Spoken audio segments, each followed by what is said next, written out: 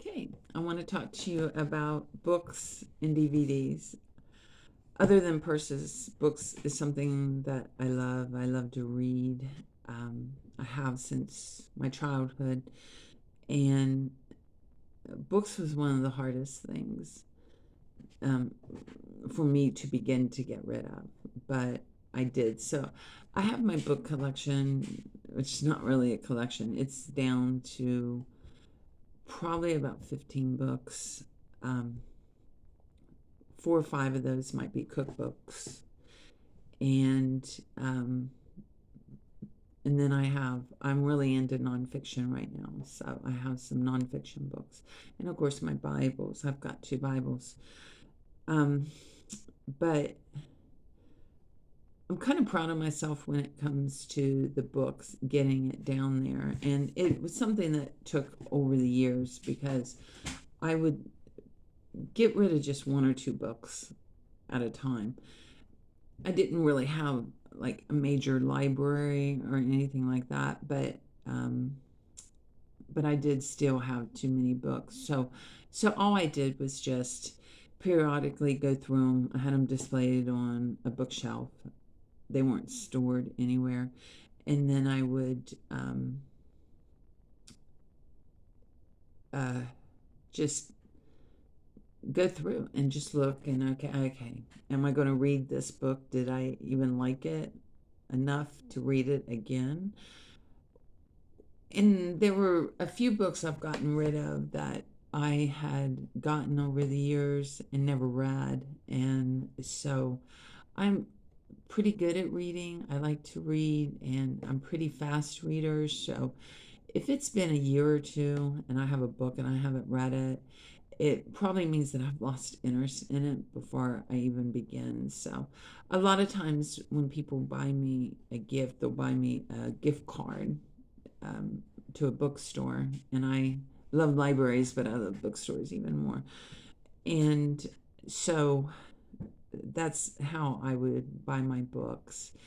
And but I would be very particular and choose very wisely. But then I'll start reading a book, and I decide I don't like it. So, but I'll still put it back on the bookshelf. Well, maybe I'll change my mind. And if I don't change my mind, I mean, I'm not probably going to change my mind. So I just have to be a little honest with myself. But I think the books that I have, the cookbooks and the um, the other types of books I have, I think it's manageable, and I think that is something that is definitely going to make the move with me. Um, Another part of that, I kind of put them together, books and DVDs, and I have at one time I probably had over 100, and this was years ago. I had over 100 DVDs, and I love DVDs. Every one of the DVDs that I had, I watched at least once. So, um, besides watching television, watching a movie, watching a DVD was probably one of the things I love to do the best. That and reading. So, but again, with my DVDs, I just went slow with it. And over the years, I had them again displayed on a shelf, and I would just go through it. No, I'm not going to watch this again. Um, so then I would put it in. A lot of times, I may not like the movie, but I like the actor or the actress that played in it. So I kept it for that reason. So I had to be honest with myself. Was it even really that good of a movie? And so I was able to pare down my DVD collection that way. And I was pretty proud of myself because I had my DVD collection down to maybe like 12 to 15. I don't really concern myself with numbers, so I don't know the exact count, but it was a small amount. So that was a good manageable amount while I was living here. And a couple years ago, a family member was downsizing their DVD collection. And when I say DVD collection, I'm saying probably over 400 DVDs. And that might be a low estimate. I don't know, because I never did see all of the DVDs because another family member went through them and then brought them up to me and gave them to me to go through. And I was bittersweet about it because I was like, oh man, I just got my DVDs down and then I have all these, but I did not have to accept them, but I did. And so I had the instructions to um, what I didn't want to go ahead and just donate, but I actually even sorted them through and took some of them to another family member. But then I did donate a lot of them. So, but I kept about 50, and action movies and war movies. I like war movies. I don't know particularly why. I always did. So, and part of that because my dad always watched World War II movies. So, um, and I used to watch them with him. So maybe that had something to do with it. But I am a history buff, so I'm going to say that has something more to do with it. So I did watch. So I did save back a lot of the World War II movies, and some of the movies I hadn't seen, but I had actually read about the actual historical event. So I just kind of, when I watch a movie and it's based on historical events, I like to read the book first and then watch the movie and just see how well they got it. And one of the books was, and I have to talk about this movie, was Patton, and Tom Selleck was in it. And I had did a it wasn't Patton, it was Ike, I'm sorry. And I had did a speech on Ike in one of the clubs that I was in, so I had to read about Ike and read his biography by his son, I believe. And so I had to, because I just had so much going on in his career, so I had to specify it down to one particular event. So I chose the invasion of Normandy, of course.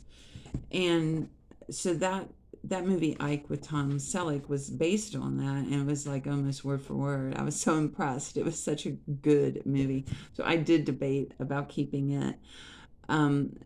Really debated about keeping it, but then I thought, well, my brother, who also likes war movies, would like that movie, so I had given that to him and said, you've got to watch this movie. It's so good and it's so accurate. So, but getting off on my DVDs. But so what I did was I just, on the weekends, I would binge watch these movies, and then I did really well, I think my family member would like this, so I set it aside. Or no, they're not going to like that, so I put it in the donation pile. And another actor that I like is Denzel Washington, and I really hadn't seen a lot of his movies. I just think he's a good actor, but I just don't watch a lot of movies, go out to the movies to watch.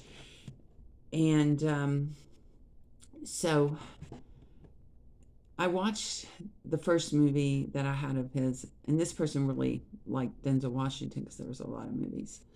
And so I watched the first one, and it was implied at the end that his character was going to die. Denzel Washington's character was going to die. I was not happy. So I put in the second movie, and it was very good. The first movie was good, and the second movie was very good.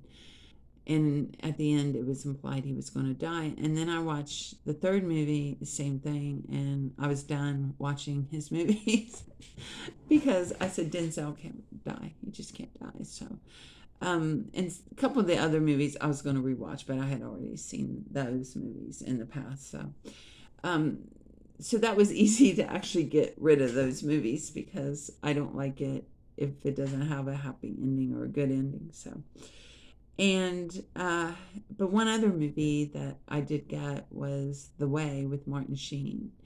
And I knew briefly about The Way. I knew because I had a family member that actually walked it. And but I didn't really know what it was about, and I knew it was like a pilgrimage, and or it could be for some people and for a lot of people, but I didn't really know much about it. I knew it took place. I thought it took place actually more in France than in Spain, but that's just actually the opposite.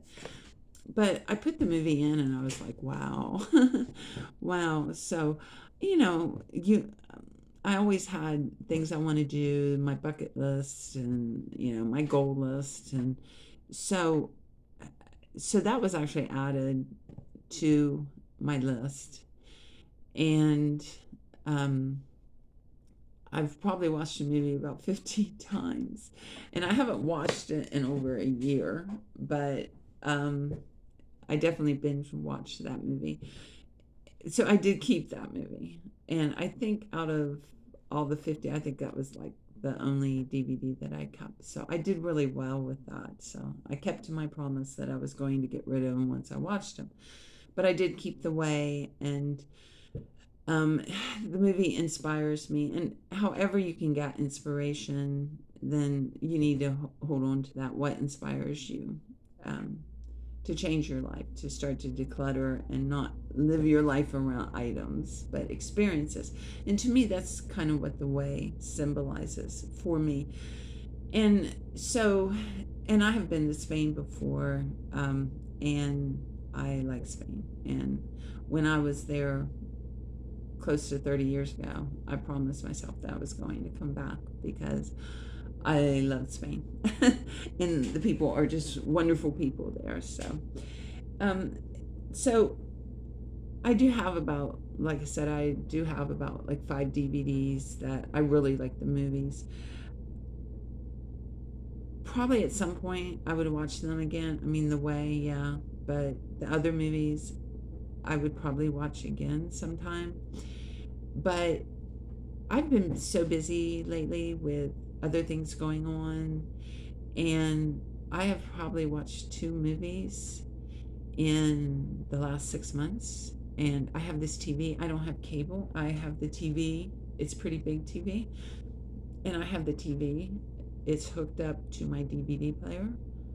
And um, I don't miss not having access to TV channels. But I do have this TV hooked up to my DVD player.